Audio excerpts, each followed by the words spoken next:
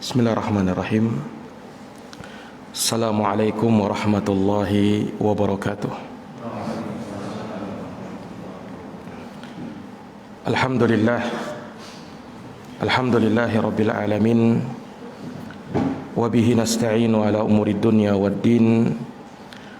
Asyhadu an la ilaha illallah wahdahu la syarikalah.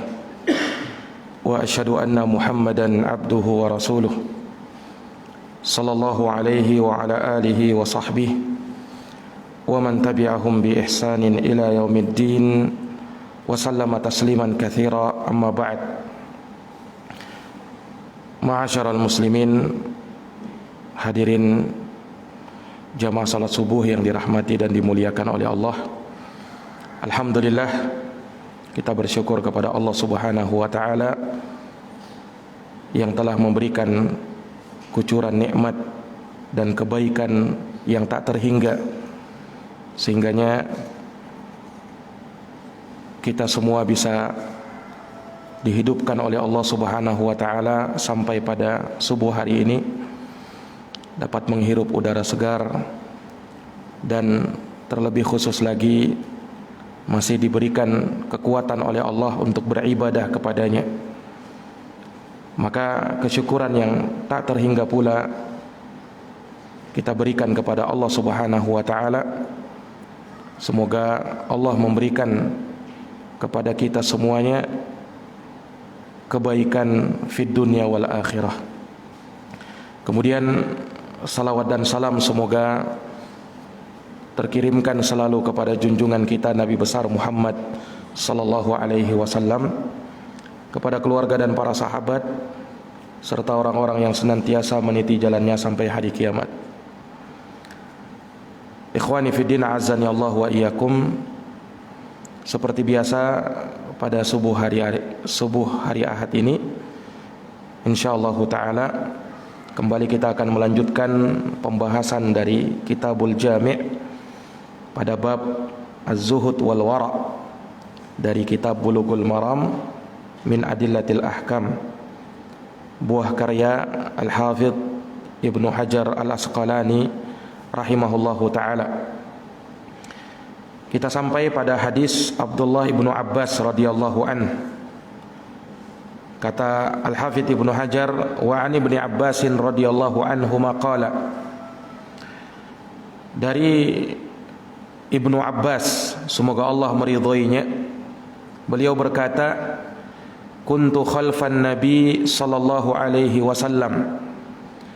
Aku pernah berada di belakang Nabi sallallahu alaihi wasallam yauman, suatu hari. Faqala, maka Nabi bersabda kepadaku, ya gulam, wahai anakku, inni uallimuka kalimat. Aku ajarkan kepadamu beberapa kalimat. Ihfazillah yahfazka. Jagalah Allah, niscaya Allah akan menjagamu. Ihfazillaha tajidhu tujahaka. Jagalah Allah, niscaya engkau akan mendapati Allah berada di hadapanmu. Wa idza sa'alta fas'alillah. Apabila engkau meminta, maka minta kepada Allah. Wa idza sta'anta fasta'in billah. Dan apabila meminta pertolongan, maka mintalah kepada Allah. Rawahu Tirmidzi wa qala hasanun sahih. Hadits ini riwayat Imam At-Tirmidzi dan beliau berkata haditsnya hasanun sahih. Naam. Hadits ini termasuk dari jawami'ul kalim, kalimat-kalimat yang ringkas diucapkan oleh Nabi, akan tetapi memiliki makna dan kandungan yang sangat luas. Oleh karenanya para ulama mensyarahnya dan menjelaskannya dengan sedemikian rupa. Al-Imam An-Nawawi rahimahullahu ta'ala juga memasukkan hadits ini ke dalam salah satu hadits yang berada di dalam kitab Al-Arba'in An-Nawawiyah, yang mana kita tahu bersama bahwa dalam kitab Arba'in terkumpul di dalamnya hadits-hadits yang memuat jawami'ul kalim, Kalimat-kalimat yang ringkas dari Nabi, tapi makna dan kandungannya sangat luas dan padat. Nah, salah satunya adalah hadits ini. Diterima dari sahabat Ibnu Abbas, namanya Abdullah Ibnu Abbas, Abul Abbas. Beliau adalah anak dari paman Rasulullah sallallahu alaihi wasallam, atau dikatakan sepupunya Rasulullah sallallahu alaihi wasallam. Karena Al-Abbas bin Abdul Muttalib adalah pamannya Rasulullah. Nah, Abdullah Ibnu Abbas termasuk sahabiyun saghir, sahabat kecilnya Rasulullah sallallahu alaihi wasallam. Rasulullah meninggal, Abdullah bin Abbas ketika itu masih belum balik. Tapi bersamaan dengan itu, Abdullah bin Abbas ini Allah berikan kepada beliau ilmu yang sangat luas. Makanya beliau dikenal dengan Bahrul Ummah, tintanya umat ini, lautan ilmu. Dan beliau juga dikenal dengan Turjumanul Quran, penterjemah Al-Quran, ahli tafsir. Makanya kita sering dapatkan ucapan Abdullah Ibnu Abbas ini di dalam tafsir-tafsir ayat Al-Quran, karena beliau memang ahli di dalam hal tersebut. Dan ini berkat doa yang dipanjatkan oleh Nabi SAW untuk Ibnu Abbas. Jadi Rasulullah pernah berdoa untuk Ibnu Abbas, Allahumma faqihhu fid din wa 'allimhu ta'wil. Kata Nabi, ya Allah, fakihkanlah anak ini agama dan ajarkan kepada dia ilmu tafsir. Nah, itu doa Nabi khusus untuk Ibnu Abbas. Nah, dan kita tahu doanya Nabi mustajab, Allah kabulkan, dan beliau menjadi orang dan ulama yang menafsirkan Al-Quranul Karim. Dan itu terbukti dalam kisahnya. Ibnu Abbas pernah di masa kekhalifahannya Umar bin Khattab radhiyallahu an, Umar bin Khattab itu biasa punya majelis syura, yang di situ beliau biasa berkumpul memperbincangkan urusan-urusan agama, urusan-urusan negara untuk kemaslahatan kaum muslimin. Yang dikumpulkan oleh Umar bin Khattab adalah sahabat-sahabat senior, sahabat-sahabat yang tua. Tetapi Umar bin Khattab ternyata memasukkan dalam majelis syura beliau sahabat Abdullah Ibnu Abbas yang masih kecil ketika itu. Sehingga sahabat yang lain pun protes kepada Umar bin Khattab, loh kenapa cuman Ibnu Abbas saja? Kami juga punya anak-anak yang umurnya sebaya dengan Ibnu Abbas. Kenapa cuman Ibnu Abbas saja yang dimasukkan? Kata sahabat yang lain. Maka Umar bin Khattab radhiyallahu anhu ingin menunjukkan kelebihan Ibnu Abbas ini. Maka suatu hari beliau kumpulkan para sahabat di majelis beliau. Lalu Umar bin Khattab membuka dengan menanyakan kepada sahabat tentang tafsir satu surat di dalam Al-Quran. Idza jaa nasrullahi wal fath wa ra'aitan nasa yadkhuluna fi dinillahi afwaja fasabbih bihamdi rabbika wastaghfir innahu kana tawwaba. Umar bin Khattab tanya, ini tafsir ayat ini apa? Apabila datang pertolongan Allah dan kemenangan, engkau melihat manusia masuk ke dalam agama Allah Subhanahu wa taala berbondong-bondong. Apa tafsir dari surat ini? Maka sebagian sahabat ketika itu mengatakan, wahai Amirul Mukminin, ini ayat memerintahkan kepada kita untuk bertasbih memuji Allah dan memohon ampun kepadanya. Kapan? Tatkala datang pertolongan dan kemenangan. Nah, kita diperintah untuk bertasbih dan memohon ampun kepada Allah. Ini tafsir dari ayat ini. Ya, ini sesuai dengan zahirnya ayat. Kalau kita lihat ya seperti itu memang. Tapi Umar menginginkan makna yang lebih dalam daripada itu. Maka sebagian sahabat mengatakan, la nadri, kami tidak tahu wahai Amirul Mukminin.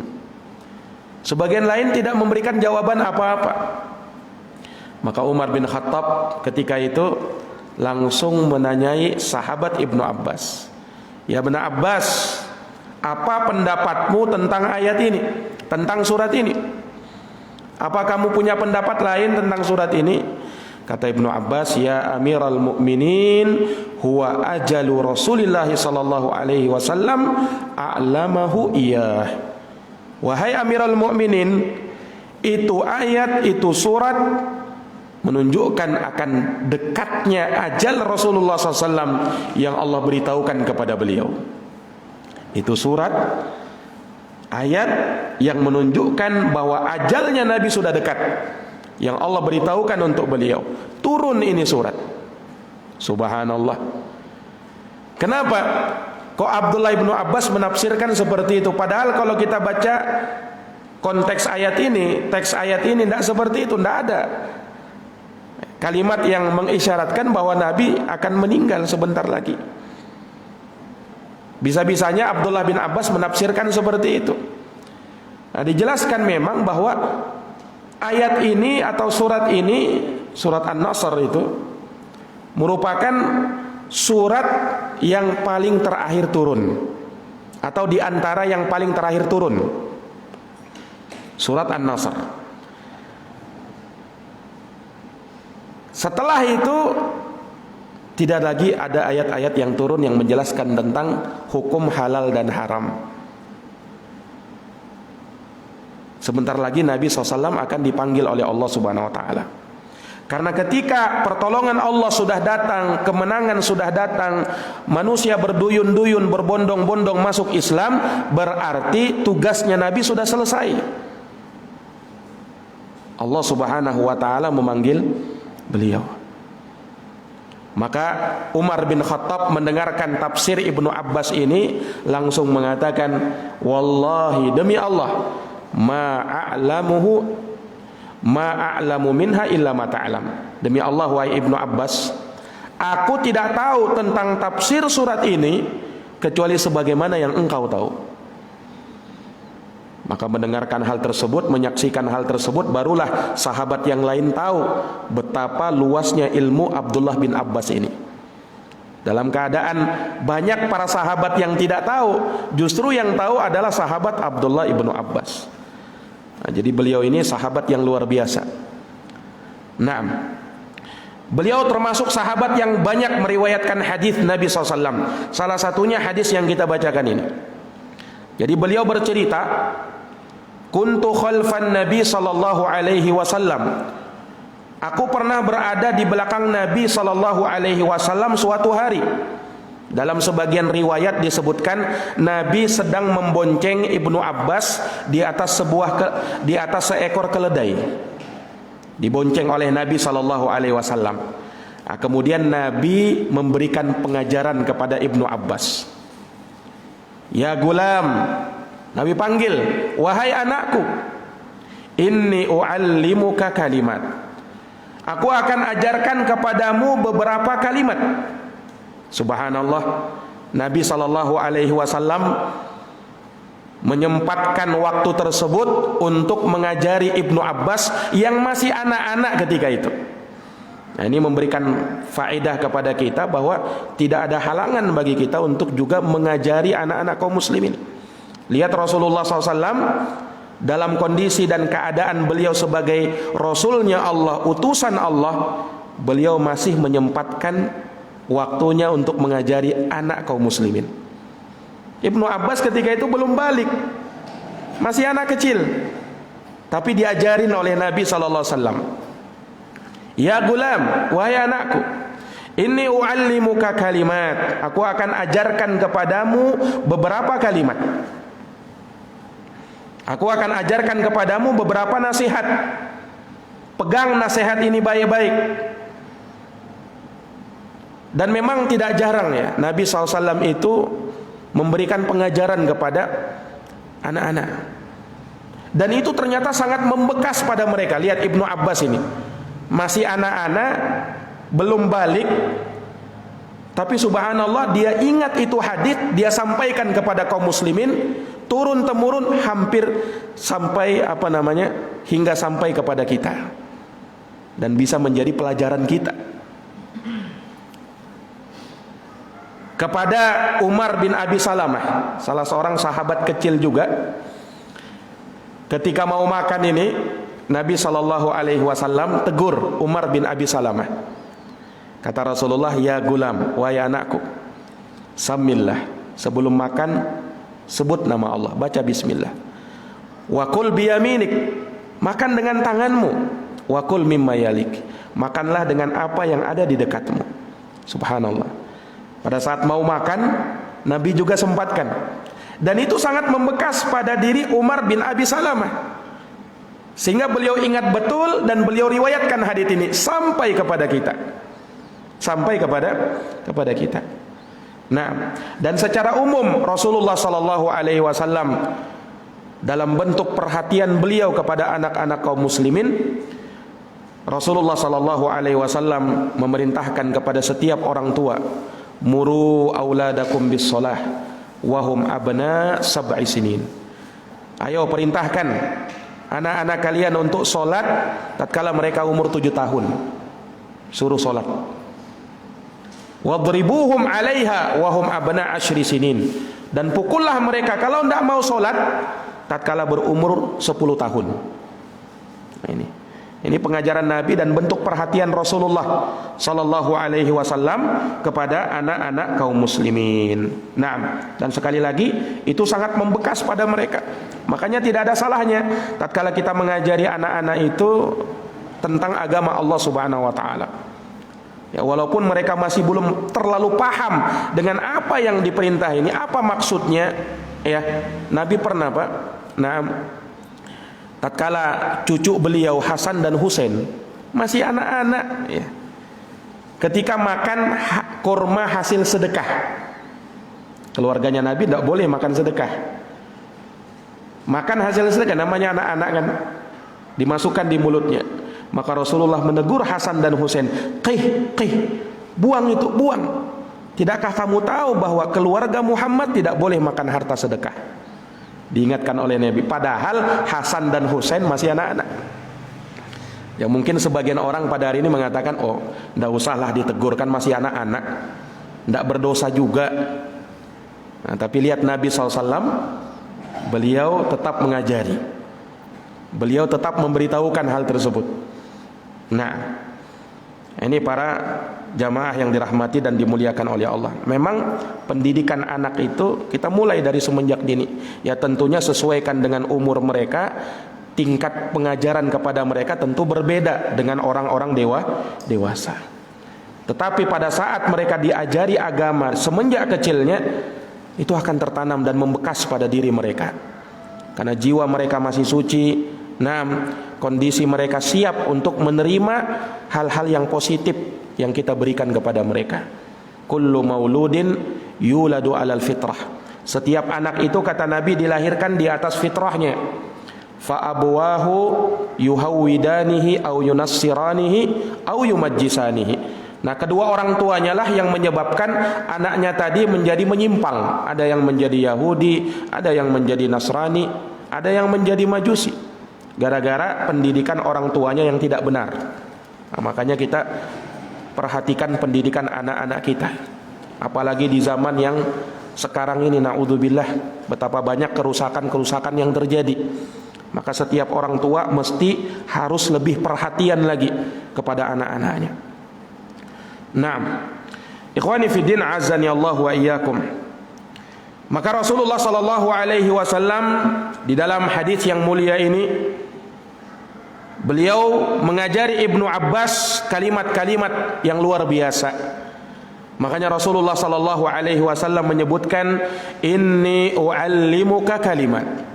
Aku akan ajarkan kepadamu wahai Ibnu Abbas beberapa kalimat ringkas.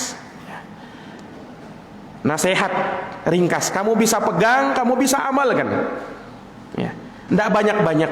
Ya, ini menunjukkan bahwa Nabi SAW itu ketika memberikan pengajaran kepada anak-anak kaum muslimin dan memberikan pengajaran secara umum kepada kaum muslimin, Nabi SAW memberikan sesuai dengan porsinya masing-masing. Sesuai dengan porsinya masing-masing. Tidak terlalu banyak yang Nabi SAW berikan itu. Ya, nah, ini untuk mudah memahamkan dan mudah dihafalkan oleh orang yang diberikan pengajaran itu. Nah, makanya Nabi SAW sebutkan, aku akan ajarkan kepadamu beberapa kalimat. Tidak banyak-banyak. Tidak banyak-banyak kalimatnya. Kamu bisa hafalkan, kamu bisa jaga, kamu bisa amalkan. Apa yang dinasihatkan oleh Nabi SAW? Kata beliau, ihfazillaha yahfazka. Jagalah Allah, niscaya Allah akan menjagamu. Nah, apa maksudnya menjaga Allah? Apakah Allah butuh penjagaan? Tentu tidak. Allah Subhanahu wa ta'ala maha kaya, tidak butuh dengan makhluknya. Nah, sehingga makna menjaga Allah di sini kata para ulama, ihfad hududahu wa awamirahu wa nawahi. Ya. Jagalah batasan-batasan Allah, jagalah hak-haknya Allah, jagalah perintah-perintahnya Allah, jagalah larangan-larangan Allah. Ini maksud menjaga Allah. Jagalah syariatnya Allah Subhanahu wa ta'ala. Bagaimana caranya kita menjaga syariat ini? Pelajari syariat ini dengan benar, kemudian amalkan dia, dakwahkan dia, akan terjaga agama ini. Bagaimana caranya kita menjaga hak-haknya Allah? Jalankan yang menjadi haknya Allah. Dan banyak hak-hak tersebut. Bagaimana caranya kita menjaga perintah Allah? Jalankan perintah itu. Bagaimana caranya menjaga larangan-larangan Allah? Tinggalkan larangan-larangan itu. Itu menjaga syariat Allah. Naam. Ihfazillaha yahfazka. Jagalah Allah, niscaya Allah akan menjagamu. Makanya Allah berfirman di dalam surat At-Taubah ayat 112, wal hafizuna li hududillah. Dan orang-orang yang menjaga batasan-batasan Allah. Naam. Lihat di dalam Quran Allah Subhanahu wa taala menjanjikan orang yang menjaga batasan hak-haknya Allah. Allah berfirman, hadza ma tu'aduna likulli awabin hafiz. Inilah janji yang Allah berikan kepada kalian, dan itu diberikan kepada setiap hamba yang awab, yang senantiasa mau kembali kepada Allah, hafiz, lagi mau menjaga hak-haknya Allah. Ya, maksudnya Allah siapkan surga. Allah berikan nikmat yang tiada tara di dalam surga. Naam. Dan itu diperuntukkan bagi mereka-mereka yang mau menjaga batasan-batasan Allah, mau menjaga hak-haknya Allah Subhanahu wa ta'ala. Naam. Maka ini ikhwani fiddin azani Allah wa iyyakum. Para ulama menerangkan di antara perkara yang wajib untuk kita jaga itu sangat banyak.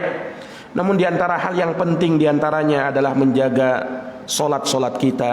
Karena itu langsung disebutkan di dalam Al-Quran, hafizu ala salawat, jagalah solat-solatmu, wassalatil wusta, jagalah solat al-wusta. Solat wusta, solat pertengahan, maksudnya solatul asr. Disuruh jaga solat asar. Ya, walaupun semua salat wajib kita jaga kan, tapi kenapa diingatkan solat asar? Nah, karena solat asar ini banyak orang melalaikannya. Makanya kata Nabi, man taraka salatal asri faqad habita amaluh. Siapa yang ninggalin salat asar, maka terhapus amalnya.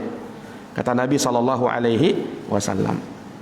Nah, makanya nilainya lebih salat asar itu.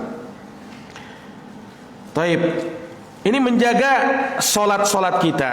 Nah, orang yang menjaga salat tentunya tidak diragukan akan kebaikan yang dia dapatkan di sisi Allah Subhanahu wa ta'ala. Man hafadha 'alaiha, siapa yang menjaga Allah, menjaga batasan dan hak-haknya Allah, kana lahu indallahi ahdun ayudkhilahul jannah. Ketika dia menjaga hal tersebut, diantaranya menjaga solatnya, maka Allah berjanji memasukkan ia ke dalam surga. Allah berjanji akan memasukkan ia ke dalam surga yang penuh dengan kenikmatan itu. Orang yang menjaga solat disebutkan akan dikumpulkan bersama orang-orang yang saleh, ahli ibadah, orang-orang yang memang juga menjaga solatnya. Tapi kalau dia tidak jaga solatnya, pada hari kiamat nanti dikumpulkan bersama orang-orang yang juga tidak pernah solat. Bahkan dari pemimpin-pemimpin kekafiran, Qarun, Fir'aun, Haman, Ubay bin Khalaf, dan lain sebagainya. Naam.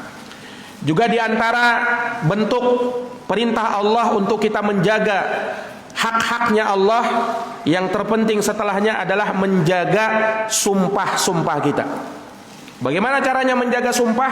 Jangan bersumpah kecuali dengan nama Allah. Jangan bersumpah kecuali dengan nama Allah Subhanahu wa ta'ala. Kalau mau bersumpah, bersumpah dengan nama Allah. Karena Nabi mengatakan, wa may yahlif dunallah faqad asyrak. Siapa yang bersumpah dengan nama selain Allah, maka sungguh dia telah berbuat syirik kepada Allah. Wa man kana halifan falyahlif billah aw liyasmut. Siapa yang mau bersumpah, bersumpah dengan nama Allah atau dia diam. Nah, makanya para ulama mengharamkan dan ijma sebagaimana dinukil oleh Imam Ibnu Abdul Bar, la yajuzul halifu bi ghairillahi bil ijma. Tidak boleh berdasarkan kesepakatan ulama bersumpah dengan nama selain Allah. Ya, katakan demi nenek moyangku, demi bapakku. Ini syirik kepada Allah, tidak boleh. Demi tanah airku. Kalau dia maksudkan itu sumpah, ini kesyirikan kepada Allah. Karena bersumpah dengan nama selain Allah. Atau dia berkata demi Rasulullah, Rasul Allah, maksudnya Nabi Muhammad. Ini tidak boleh juga. Nah, karena kalau mau bersumpah, sekali lagi bersumpah dengan nama Allah. Ada sebagian orang mengatakan begini, demi Allah, demi Rasulullah. Ya. Pernah dengar kalimat ini? Demi Allah, demi Rasulullah katanya. Ini syirik kepada Allah, tidak boleh seperti itu. Kalau mau bersumpah, kata Nabi, bersumpah dengan nama Allah, bukan dengan nama Rasulullah. Nah, Al-Hafidz Ibnu Hajar menjelaskan kenapa kok bisa diharamkan bersumpah dengan nama Rasulullah, bersumpah dengan nama selain Allah. Karena tatkala seseorang bersumpah dengan sesuatu, itu mengharuskan dia mengagungkan dan membesarkan sesuatu itu. Sementara pengagungan dan pembesaran yang seperti itu tidak boleh kecuali diperuntukkan kepada Allah. Nah, tidak boleh kecuali diperuntukkan kepada Allah Subhanahu wa ta'ala. Makanya hati-hati kalau bersumpah. Kalau mau bersumpah, bersumpah dengan nama Allah, jangan bersumpah dengan nama yang lain. Apalagi bersumpah dengan nama wali-wali yang sudah mati, yang sudah meninggal, demi wali fulan, ya, demi wali allan. Ini tidak boleh yang seperti ini. Nah, maka di antara bentuk penjagaan kita kepada hak Allah, jaga sumpah-sumpah kita. Jangan bersumpah dengan nama selain Allah. Itu yang kedua. Yang ketiga, di antara bentuk yang Allah perintahkan kita untuk menjaganya, menjaga hak-hak Allah Subhanahu wa ta'ala, yaitu menjaga lisan dan kemaluan kita. Menjaga lisan dan kemaluan kita. Ini disuruh jaga. Nabi bersabda dalam hadis Sahal bin Sa'ad As-Sa'idi, man yaghman li, siapa yang menjamin untuk saya, ya, dia jaga ma baina lihyaihi, apa yang ada di antara kedua jenggotnya, maksudnya kumis dan jenggot, lisannya. Wa ma baina rijlaihi, apa yang ada di antara kedua pahanya, kemaluannya. Kata Nabi, azman lahul jannah, saya jamin untuknya surga. Karena orang banyak-banyak disesatkan karena dua ini, Pak, lisan dan kemaluannya. Nah, makanya Nabi berani menjamin kalau dia jaga itu, saya jamin, kata Rasulullah, surga bagi dirinya. Tapi betapa banyak orang tidak bisa menahan dua perkara ini. Nah, ada yang bisa menahan lisannya tapi tidak bisa menjaga kemaluannya. Ada yang bisa menjaga kemaluannya tapi tidak bisa menjaga lisannya. Nah, tidak bisa menjaga lisannya. sehingga kalimat yang keluar kalimat-kalimat yang menjerumuskan dia ke dalam jurang neraka Allah Subhanahu wa taala, naudzubillah. Nah, ada seorang hamba berucap dengan satu kalimat, innal abda la yatakallamu bil kalimah, ya, la yulqi biha balan. Dia tidak pedulikan ucapannya itu baik atau tidak. Dia tidak menaruh kepedulian, asal ngomong aja. Kata Nabi SAW, dengan ucapan tersebut ia dijerumuskan ke dalam api neraka, ya, lebih jauh dari jarak antara timur dan barat. Na'udzubillah. Baru satu kalimat itu. Ini sabda Nabi dalam hadis riwayat Bukhari dan Muslim. Nah, ya sama dengan hati-hati juga tatkala kita menyebarkan tulisan-tulisan yang belum jelas, berita-berita hoax. Nah, sekarang ini kan mudah sekali menyebarkan berita itu, tinggal di copy paste baru di share. Nah, dalam keadaan kita tidak tahu ini berita ini benar atau tidak, ini langsung main share saja dalam keadaan kita tidak tahu. Ini hati-hati. Karena kalau ternyata berita itu tidak benar, kita sebarkan, kita ikut menanggung dosa menyebarkan kedustaan. Walaupun bukan kita yang buat kedustaan itu. Hati-hati makanya. Di zaman kita sekarang ini, ya, media sosial itu sangat mudah kita dapatkan. Nah, di mana-mana berita mudah kita sebarkan. Hati-hati dalam menyebarkan berita. Kalau kita belum jelas, belum tahu benar faktanya ini benar atau tidak, jangan disebarkan. Hati-hati. Karena tulisan itu mewakili ucapan kita. Apa yang kita tulis itulah ucapan kita dan akan dihisab oleh Allah Subhanahu wa taala. Makanya hati-hati. Nah, ikhwani fiddin azani Allah wa iyyakum. Maka itulah salah satu dari bentuk penjagaan kepada hak-haknya Allah, dan banyak hak-hak Allah Subhanahu wa taala yang wajib untuk kita jaga. Lihat balasannya apa ketika kita menjaga Allah, menjaga haknya Allah, menjaga batasan Allah, perintah dan larangannya. Ihfazillaha yahfazka. Allah akan jaga kamu. Kalau kamu jaga Allah, Allah akan menjaga kamu. Ya, ini menunjukkan al-jaza min jinsil amal. Balasan sesuai dengan jenis amalan kita. Ketika kita menjaga Allah, maksudnya menjaga hak dan batasan Allah, menjaga perintah dan larangan Allah, Allah balas dengan Allah berikan penjagaan kepadamu. Walaupun tentunya penjagaan Allah jauh lebih besar. Karena balasan Allah Subhanahu wa taala itu jauh lebih baik dari apa yang kita lakukan dari bentuk amalan. Allah jaga kita, apanya maksudnya Allah jaga kita? Allah jaga dunia dan akhirat kita. Bukan hanya dunia kita, akhirat kita Allah Subhanahu wa taala jaga. Bukan hanya akhirat kita, di dunia Allah pun jaga kita. Nah, Allah jaga kita. Ya, tatkala kita menjaga anggota badan kita tidak pernah bermaksiat kepada Allah Subhanahu wa taala, Allah jaga badan kita dari perkara-perkara yang buruk. Makanya pernah disebutkan, ya, dalam biografinya, tarjamahnya salah seorang imam, Abu Syuja, ya, Ahmad ibnul Husain, Naam, yang dikenal dalam madhab ulama dari madhab Syafi'i. Ya, buku beliau yang terkenal Matan Ghayah wat Taqrib. Ya, beliau disebutkan dalam biografinya umurnya 180 tahunan. Jarang-jarang begitu ya, panjang umurnya. Nah, ditanya Imam Abu Syuja, "Loh, Anda luar biasa, umurnya panjang, badannya masih kuat. Nah, apa kiranya resep, ya, yang bisa kau berikan kepada kami sehingga engkau punya badan yang Masya Allah, umur yang Masya Allah?" Apa kata Imam Abu Syuja? Sesungguhnya badan ini, mata ini, pendengaran ini, penglihatan ini, anggota badanku, tangan dan kakiku ini tidak pernah bermaksiat kepada Allah. Maka Allah pun jaga badan anggota badan saya. Itu kata beliau, Al-Imam Abu Syuja. Karena beliau tahu, ihfazillaha yahfazka, jagalah Allah, niscaya Allah akan menjagamu. Nah, disebutkan di dalam ayat Al-Quran, lahu mu'aqibatun min baini yadayhi wa min khalfih. Dia memiliki mu'aqibat. Mu'aqibat maksudnya malaikat-malaikat penjaga, min baini yadayhi wa min khalfih, dari arah depan dan dari arah belakangnya, yahfazunahu min amrillah, yang menjaga mereka dari yang senantiasa memberikan penjagaan kepada mereka. Naam, untuk senantiasa melakukan apa yang diperintahkan oleh Allah Subhanahu wa taala. Baik. Kemudian perhatikan kalimat yang kedua yang dilontarkan oleh Nabi kepada Ibnu Abbas. Mirip dengan yang pertama tadi, tapi lebih dalam lagi. Ihfazillaha, jagalah Allah, tajidhu tujahaka. Kamu akan dapati Allah ada di hadapanmu. Apa maksudnya ini? Jagalah Allah, niscaya engkau akan dapati Allah ada di hadapanmu. Ya, maksudnya kata para ulama, Allah akan menyertaimu, akan bersamamu dengan kebersamaan yang lebih khusus lagi. Allah itu kan bersama semua hambanya dengan makna yang umum.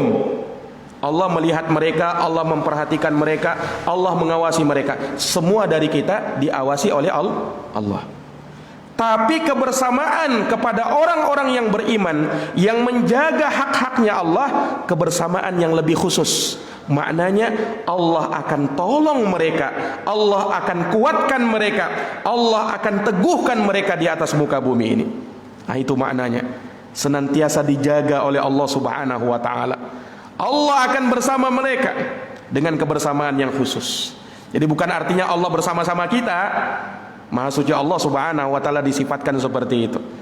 Nah, ini menjadi dalil oleh sebagian orang, ya katanya Allah itu kan ada di mana-mana. Ya, buktinya hadits ini kalau kita jaga Allah, Allah ada di hadapan kita. Berhadap-hadapan dengan kita. Ya, bukan artinya sesuatu yang di hadapan kita itu berarti berada di bumi bersama kita. Nah, Allah tidak seperti itu. Para ulama menjelaskan, ya, jangankan Allah Subhanahu wa taala, makhluk saja terkadang dia di hadapan kita, tapi dia tetap tinggi di atas sana. Dipermisalkan oleh ulama kayak matahari kalau mau tenggelam atau pas mau terbit. Kita berdiri pas di hadapan kita, matahari berhadap-hadapan sama kita. Apakah matahari itu tidak di atas langit? Tetap di atas langit kan matahari itu. Walaupun pada saat dia mau terbit, mau terbenam di hadapan kita. Jadi tidaklah sesuatu yang berada di hadapan mesti bersama-sama kita. Tidak di atas langit. Tidak seperti itu. Ahlus sunnah wal jamaah mengatakan Allah Subhanahu wa ta'ala tinggi di atas sana, tinggi di atas langit. Itu akidah mereka. Nah, bukan di mana-mana, apalagi di semua tempat. Allah Subhanahu wa ta'ala Ar-Rahmanu 'alal arsyistawa. Allah Ar-Rahman tinggi di atas arsy-Nya sana. Ya. Nah, kalau makhluk saja bisa seperti itu, makhluk saja bisa seperti itu, apa yang mustahil bagi Allah?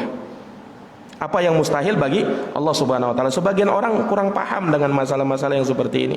Nah, bukankah dalam Quran dikatakan innallaha ma'ana, Allah itu bersama kita? Dia pikir kebersamaan itu harus sama-sama, bergandengan. Tidak harus seperti itu.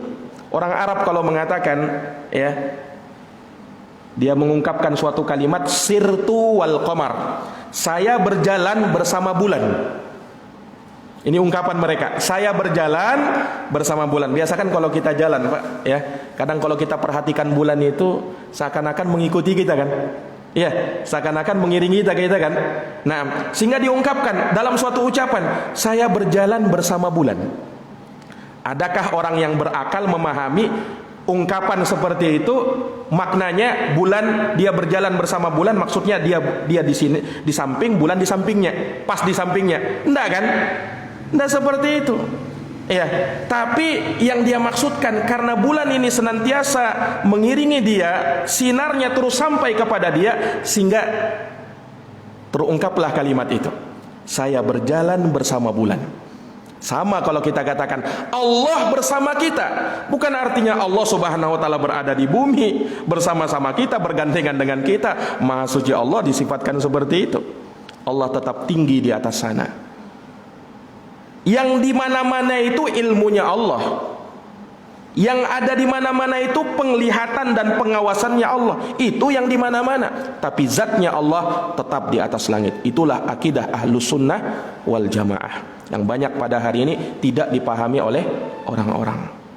Nah, ini ikhwani fiddin azani Allah wa iyyakum. Ihfazillaha tajidhu tujahaka. Jagalah Allah, niscaya engkau akan mendapati Allah berada di hadapanmu. Allah akan tolong kamu, Allah akan kuatkan kamu.